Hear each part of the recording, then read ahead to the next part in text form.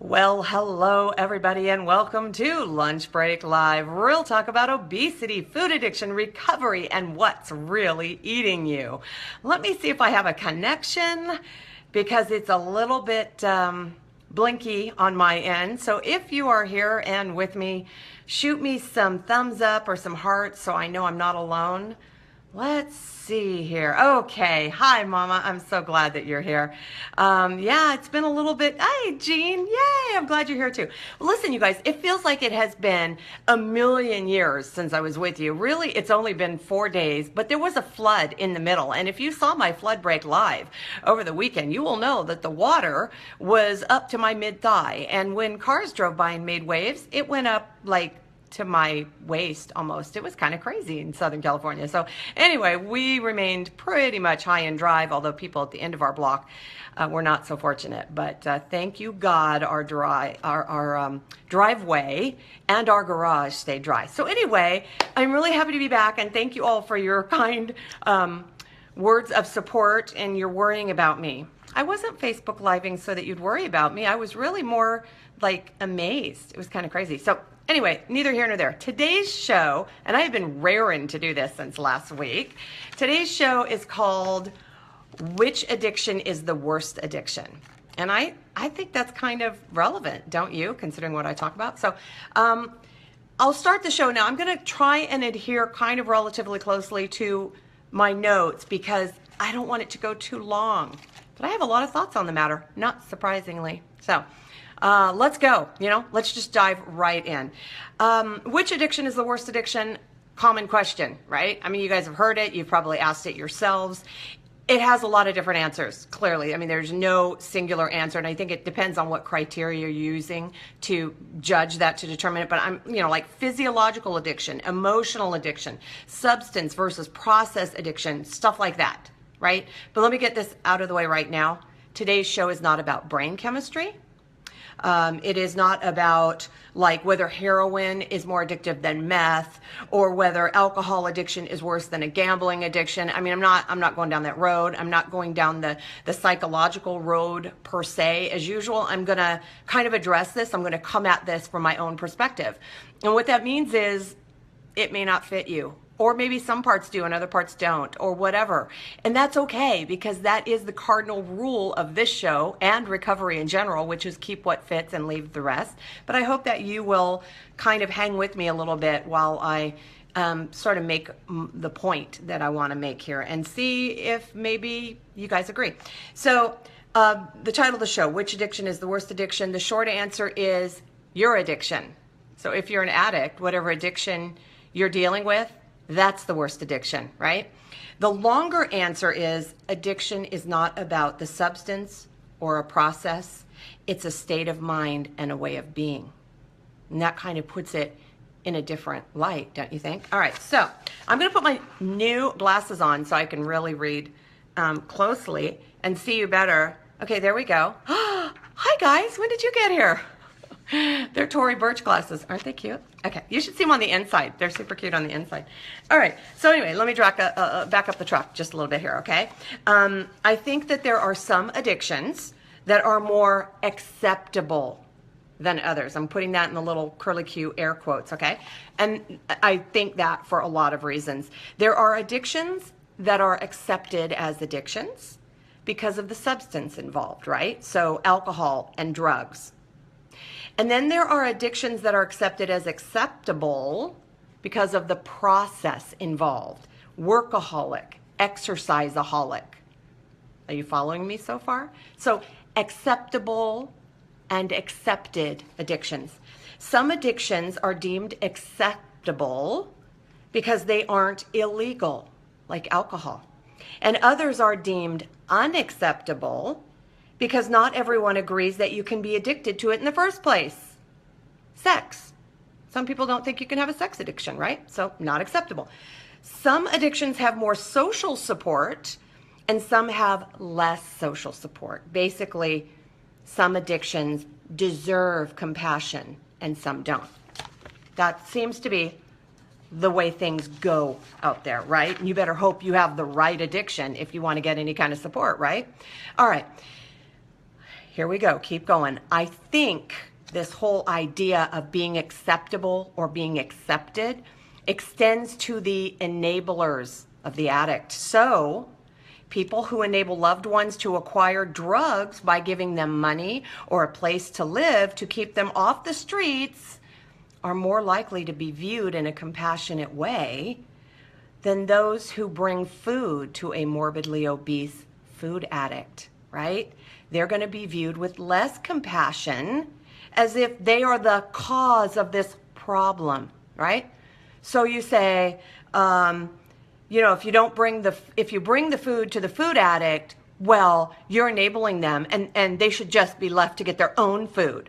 But if you're giving shelter or you're giving money to a drug addict, well, you're just trying to protect them and keep them safe. Do you see what I'm saying? Okay, this is basically what I was touching on last week on my wall.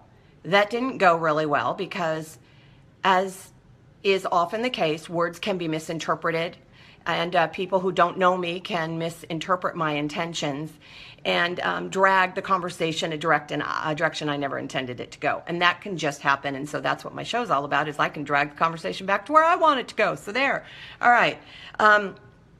Basically, I was wondering why some addictions get more compassion than others and why some enablers are blamed for the addiction. Right? I mean, do you guys kind of follow me on this so far? I'm going to drill down on this compassion thing because I really think it's a phenomenon that I experienced firsthand. And this is tricky, okay? Because maybe people that know me pretty closely are watching this show or tuning in, and you know what? They may think I'm talking about them. And you know what they say? Carly Simon said it best. I'll bet you think this song is about you, don't you? Don't you? You're so vain. Okay, but that's totally different. All right, so basically I've had interactions with different sorts of addicts, lots of different sorts. And I can think of one instance where the person is addicted to addiction. They are like a walking addiction. They're addicted to everything. They are a classic addict, okay? Everything on the planet is on the table. I'm talking drugs, sex, gambling, alcohol, food. But the drugs seem to be the one getting the attention right now. And this person's negative behavior began a while back to negatively affect everyone around. So in other words, initially the addiction might have been relegated or might have been contained to just the addict, but then it began to affect everyone around, right? And we were all getting affected by it. And like, for example, this person's negative behavior, well, it started affecting us when things were getting just used up. And they're mysteriously gone. They're not there anymore. So things are taken. Things are broken.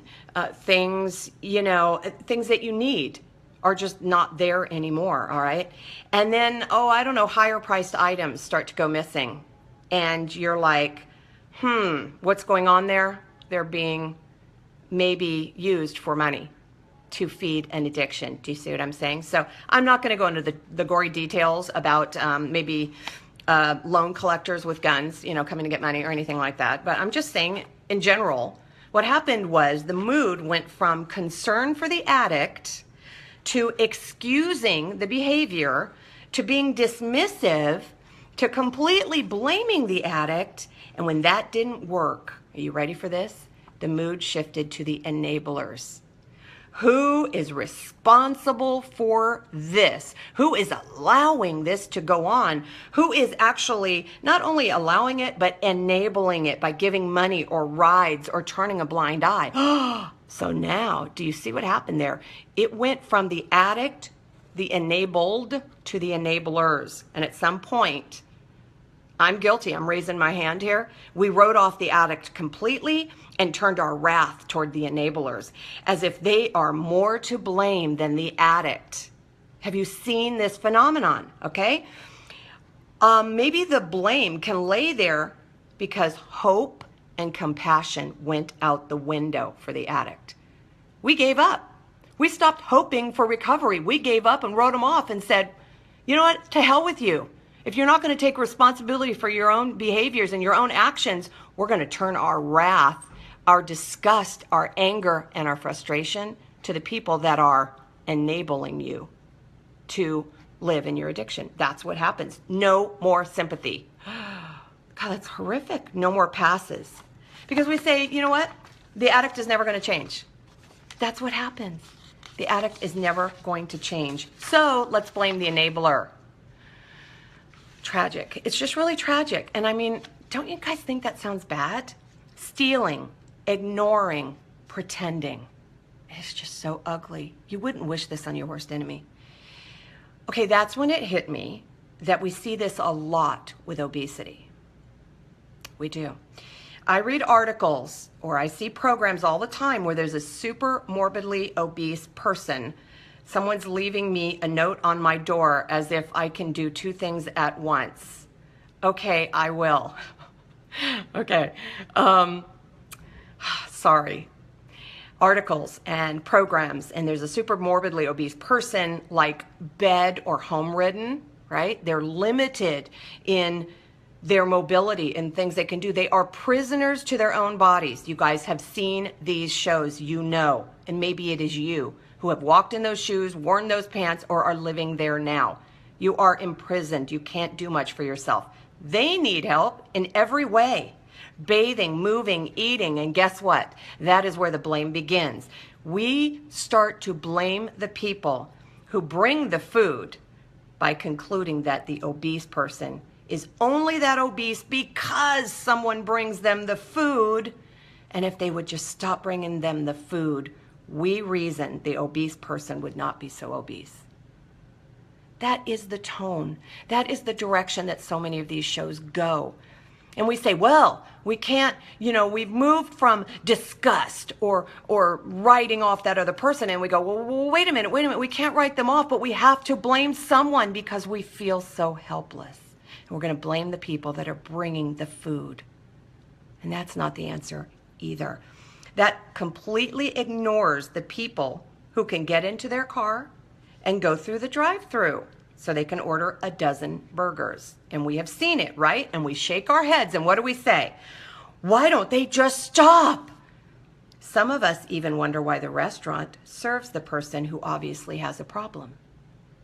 We're like, well, when you see that person and they order a dozen burgers, you know it's not for anybody else. Why do you serve them? Well, I don't know. It's like the clerk at the liquor store, right? The alcoholic goes in, they know they're an alcoholic, and they sell them the booze. And you're like, why do they sell them the booze if they know they have a problem? Or at the bar, why do they serve them if they know they have a problem? So we start blaming the people who are dealing the substance, don't we? It's so easy because it's too frustrating to focus on the addiction, not the addict, the addiction.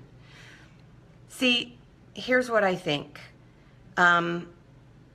We want to pretend that the addict would not be able to get their hands on it if these people were not enabling them to, but addiction always finds a way. Always, always, always. Because addiction is about the behavior and not the substance.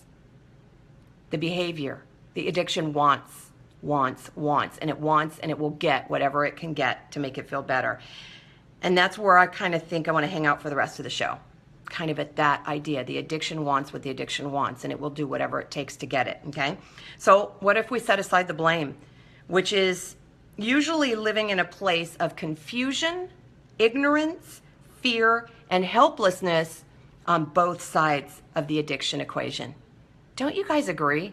The addict is living in confusion, ignorance, fear, and helplessness, and so is the co-addict. The enabled and the enabler are both living in that place. And how on earth can you ever hope for recovery if those are the things that are clouding decisions and are tamping down reason and are pushing out compassion, are pushing out hope, right? If we live in those places, how can we hope for recovery? How did this happen? This is what the addict and the enabled and the enabler, shall we say, okay, says. How did this happen? Why is this happening? Why won't they stop? Why can't I stop? What can I do? How can I fix this? And I think both sides of that addiction equation have the same conversations, don't they? So behavior. I think if addiction is about behavior, which is fueled by unhealthy thoughts that are often fed by misunderstood feelings, I think there are a lot more addicts in the world than we want to think. This is what occurred to me this weekend. We don't always spot the addict because they don't look like addicts, or we don't consider them to be addicts because they don't act like addicts, right? Think about this for a minute, okay? How about let's see here.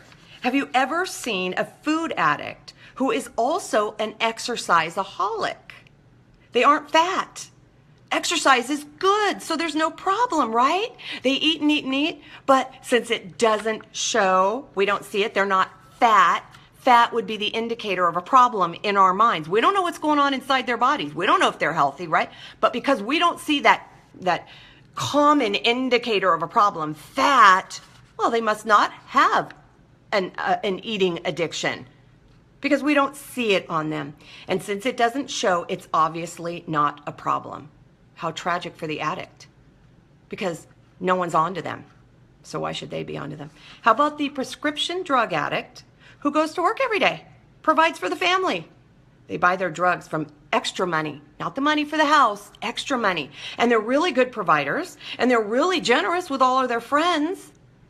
You know what they call this? High functioning addiction. I think I'd just stop at the word high. Wouldn't you? How sad that people judge an addict by their productivity. In other words, if they're productive and you benefit from their addiction, it's okay. Super healthy, yay. Super hardworking, yay. Think about that for just a minute, okay? I think it's a tragedy when addiction is judged on a scale of productivity and legality to counterproductivity and illegality.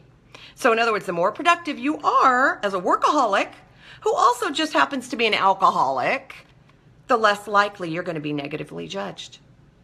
The more productive the exerciseaholic, who also happens to be addicted to drugs, the less likely you are to negatively judge them.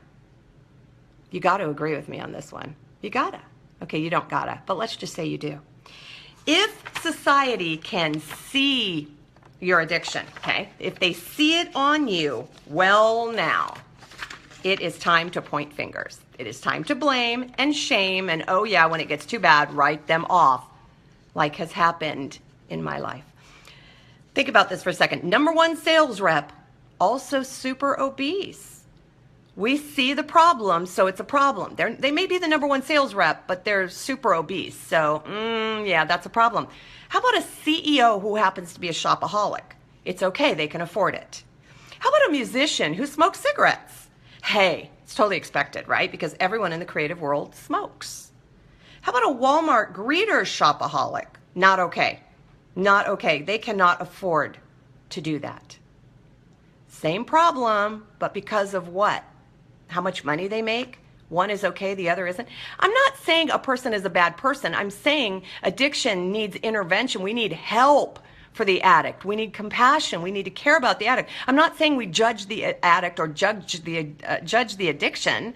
I'm saying, though, that one person doesn't need more help than another person simply because they don't hide it as well, or because one person's more productive. A problem is a problem, right?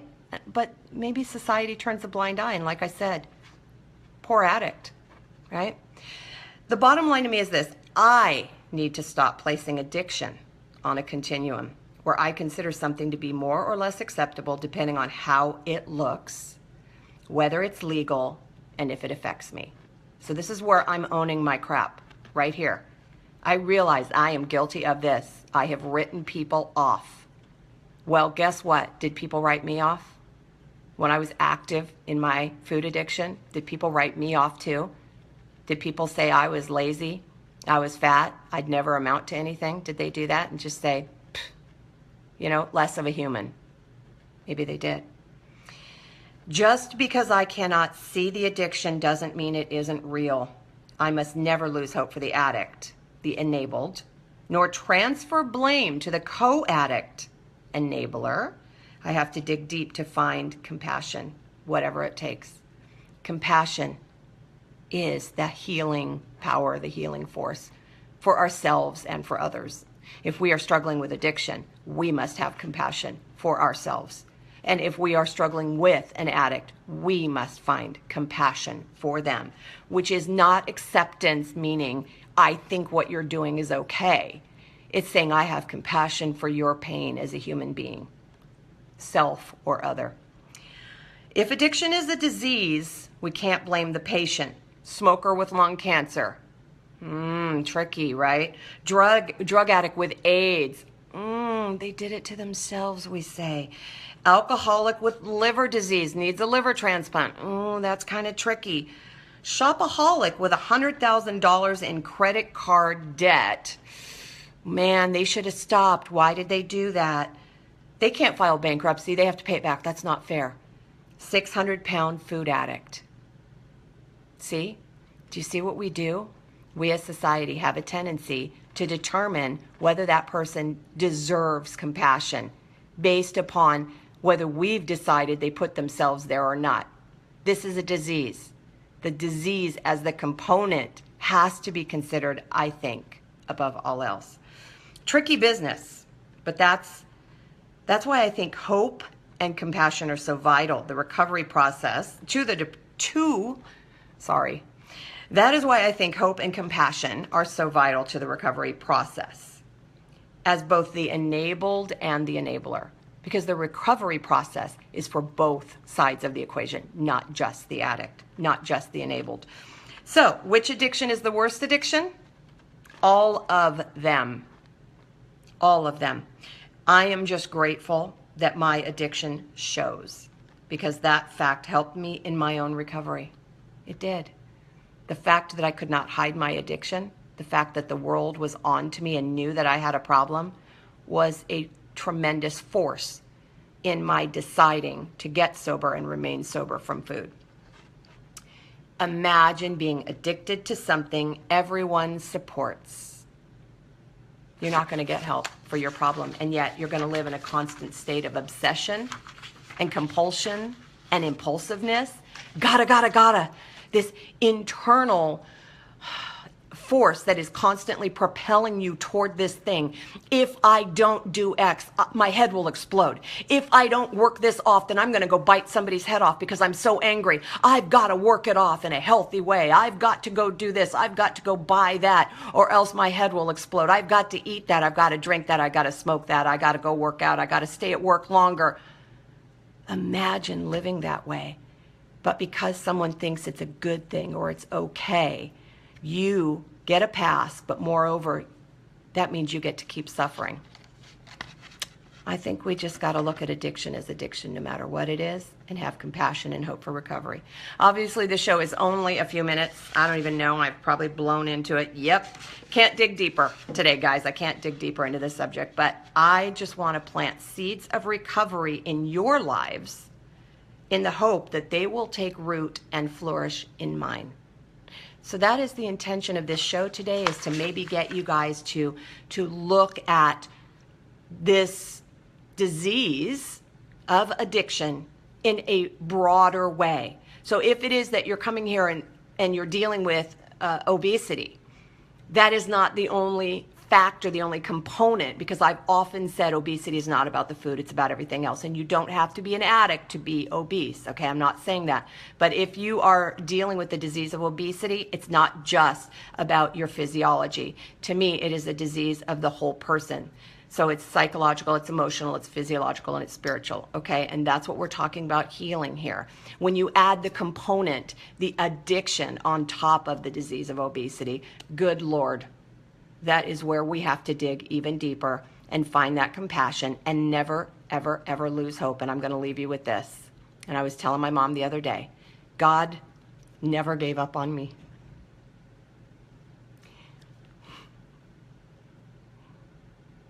God never gave up on me. How dare I give up on anybody else? I will never give up on you. And I hope you never give up on you. And you never give up on any addicts in your own life. There is hope as long as you maintain that hope. So I will see you guys tomorrow for another show. It is really good to be back. I'm so thankful you're here. I'll read your comments offline. I'm going to sign off and remind you all to have courage, seek peace, embrace joy, and above all, live your recovery. Remember, you can't stop feeding what's eating you if you don't know what's eating you. I'll see you guys tomorrow. Take care. Bye.